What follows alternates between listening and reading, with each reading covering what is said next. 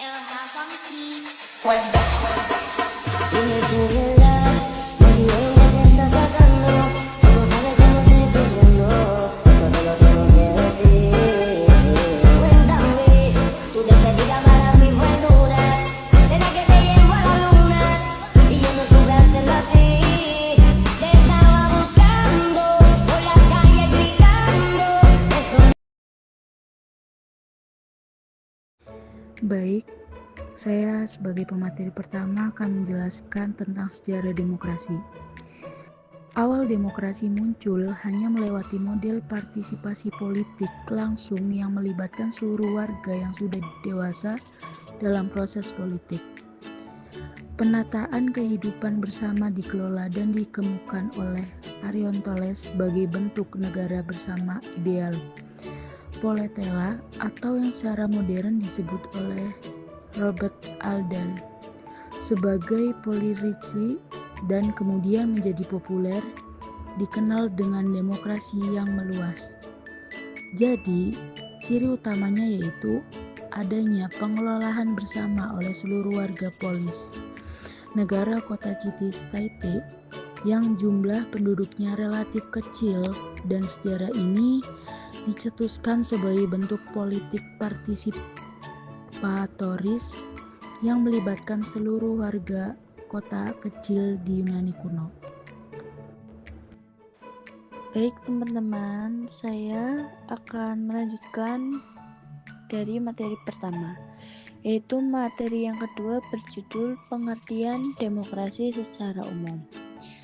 Nah, demokrasi adalah spirit atau ide institusionalisasi dari prinsip kebebasan dan kesamaan dengan segala hal yang menuju persatuan politik melalui kedaulatan suara mayoritas yang dimasukkan dalam kerangka.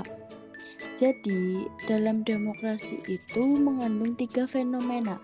Yang pertama itu fenomena politik atau kekuasaan. Yang kedua, fenomena ketika ajaran moral. Yang ketiga, fenomena hukum yang saling terjalin, membentuk dan pendasaran teoritis yang tegas, menolak tatanan kekuasaan politik yang otoriter dan totaliter. Nah, di sini arti otoriter itu bentuk pemerintahan atau kepemimpinan di mana kekuasaan terkonsentrasi pada satu individu atau kelompok kecil yang seringkali tidak memberikan ruang bagi partisipasi atau kebebasan individu.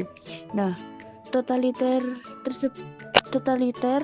itu sistem politik dan bentuk pemerintahan yang melarang partai politik oposisi, mengabaikan dan bahkan melarang tuntutan politik oposisi individu dan kelompok terhadap negara. Juga mengendalikan ruang publik dan ruang privat untuk masyarakat. Baik, yang selanjutnya akan disampaikan oleh saya, Salsa Ramadan, yaitu ciri-ciri hakiki negara demokratis.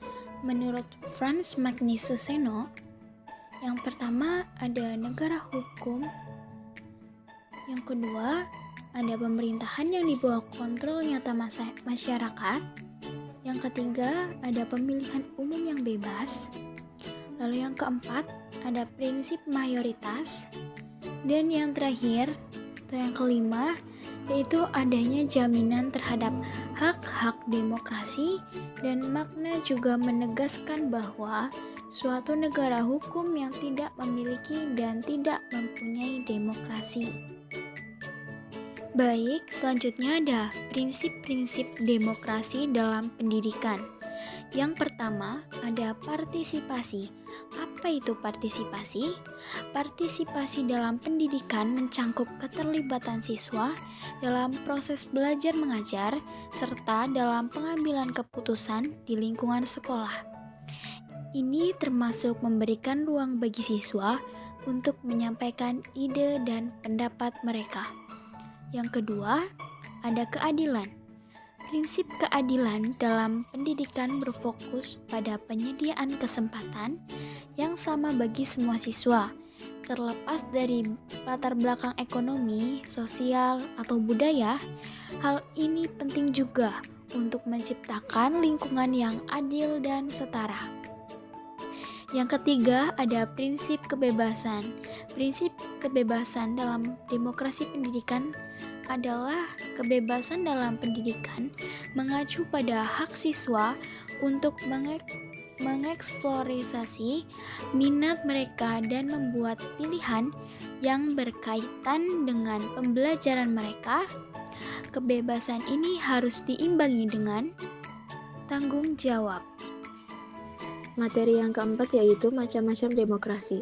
Menurut Presiden Amerika yang terkenal yaitu Abraham Lincoln yang menyebutkan demokrasi yaitu demokrasi of the people, by the people, and for the people. Akan tetapi dalam melaksanakan atau menggunakan kekuasaan rakyat tersebut justru menimbulkan perbedaan-perbedaan. Nah, menurut Logeman membuat suatu klasifikasi mengenai macam-macam demokrasi yaitu yang pertama demokrasi barat. Demokrasi barat adalah demokrasi yang mengutamakan kebebasan seperti yang ditemukan oleh Hans Kelsen. Yang kedua, demokrasi timur. Demokrasi timur adalah demokrasi yang mengutamakan persamaan seperti yang dikemukakan oleh Stanley. Yang ketiga, demokrasi sederhana.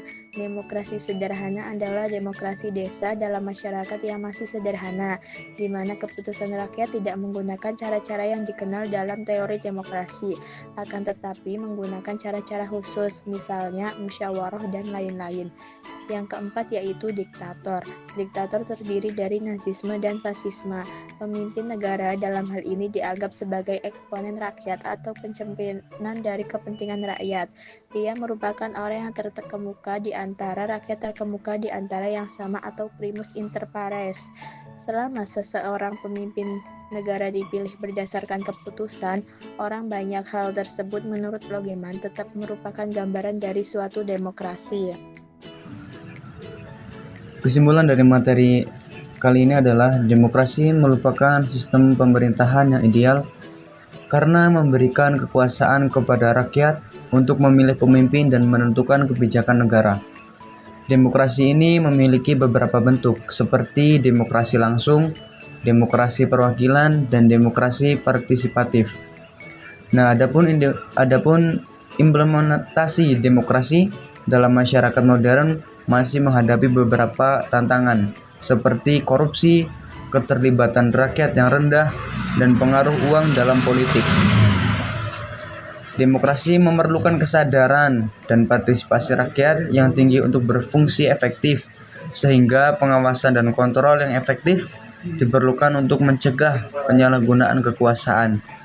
Pendidikan demokrasi dan kesadaran politik sangat penting untuk meningkatkan kesadaran rakyat. Transportasi dan akuntabilitas pemerintahan harus ditingkatkan. Untuk apa? Untuk memastikan kepercayaan rakyat.